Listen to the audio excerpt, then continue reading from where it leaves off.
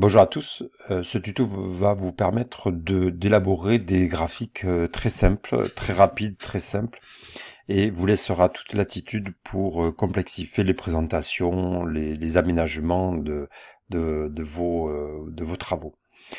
Bon, dans un premier temps, pour réaliser un graphique, il faut réaliser évidemment un tableau et puis bien sélectionner les données que vous souhaitez visualiser sous la forme d'un graphique, et on va voir que Excel propose d'un grand nombre de possibilités.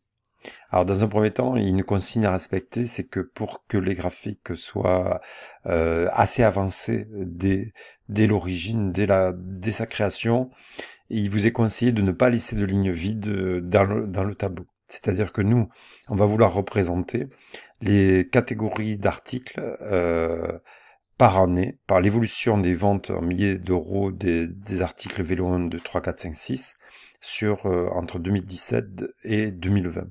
Alors pour cela, donc il faut un tableau sans avoir des lignes vides dans le tableau à représenter. Donc comment fait-on? Eh bien, on va faire insertion, euh, graphique ici. Vous avez une petite flèche et vous allez sélectionner la zone des données que vous souhaitez représenter de manière graphique.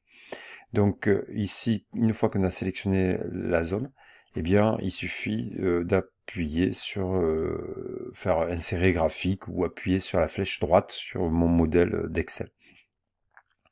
Alors Excel propose un grand nombre de possibilités, et pour représenter l'évolution du chiffre d'affaires de ces articles, bien, cette listogramme me semble intéressant.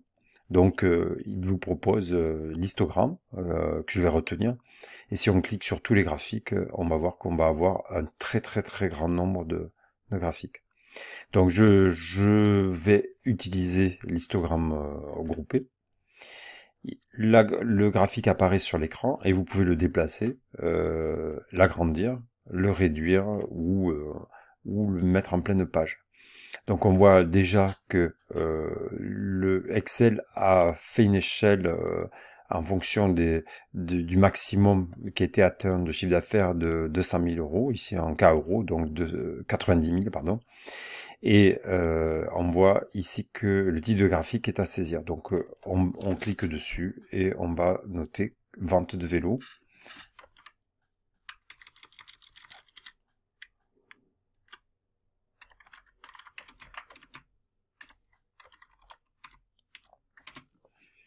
Alors, en double-cliquant sur le graphique, sur le côté de l'écran apparaît un grand nombre de possibilités.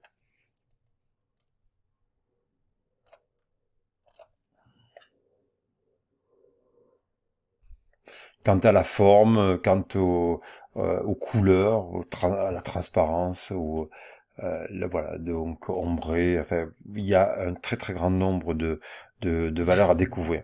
Tu as dit que moi, je le trouve, je le trouve sympathique, et on voit bien les couleurs, 2017 pour le en bleu, 18 en orange marron, et ainsi de suite. Voilà, donc ça c'est pour un graphique d'évolution de millions. On aurait pu demander des courbes pour les comparer entre les différents types de vélos.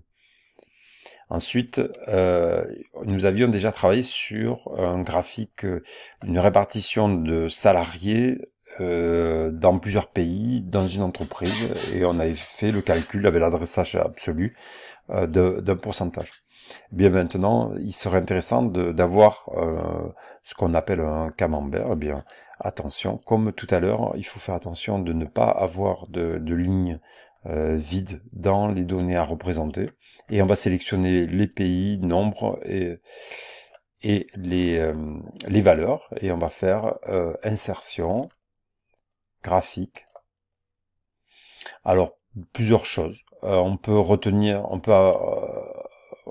un histogramme groupé ou un camembert, ou les deux, on va faire les deux. Donc je vais décider d'utiliser la forme camembert, ou graphique à secteur plutôt. Je le positionne dessous, je peux changer le titre, donc euh, répartition salariée. Et on voit par les couleurs que le poids de chaque pays. Voilà, donc France et Belgique représentent un grand secteur. Voilà, donc on peut recommencer et choisir insertion graphique et l'histogramme groupé est bien aussi. Donc vous voyez qu'on peut sélectionner un autre graphique et le mettre en dessous. Donc dans les rapports, pour expliquer des choses, eh bien c'est une technique extrêmement intéressante, cette technique visuelle, pour être analysée par la suite dans des rapports financiers. Voilà, pour cette petite mise en route de la création des graphiques dans les domaines de gestion. Merci.